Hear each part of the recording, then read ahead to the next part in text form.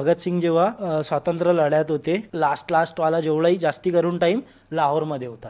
त्यांना फाशी पण लाहोरमध्ये झाली. ठीक आहे, त्यांच्या एक दिवस आधीच फाशी दिली. नंतर ते भिंत तोडून त्यांना जाळण्यात आलं. लोकांना माहिती झालं तर इंग्रज पळाले. ते अर्धीच बॉडी जळली होती. नंतर त्यांना मग परत दुसरी वेळा प्रॉपर त्यांची अंतिम क्रिया केली. पण कोणी कधी हा विचार केला का की त्यांना जर आत्ता माहिती झालं 47 नंतर भारत जेव्हा स्वतंत्र झाला, ते ज्या भारतासाठी लढले तो भारत आता वेगळा आहे. ते जिथं त्यांना फाशी झाली, ज्या देशासाठी झाली, तो आता पाकिस्तान आहे. कारण ते त्यासाठी लढले नव्हते. हाँ, मी जे एका गाण्यातही लाईन लिहिले, क्योंकि भगत सिंग जी दफन अभी भी लाहोर में. दफन नाही, त्यांची हिंदू विधीत झाली होती. जे जेलमध्ये होते त्या जेलमध्ये आपण जाऊ नाही शकत, हे आपलं दुर्दैव आहे.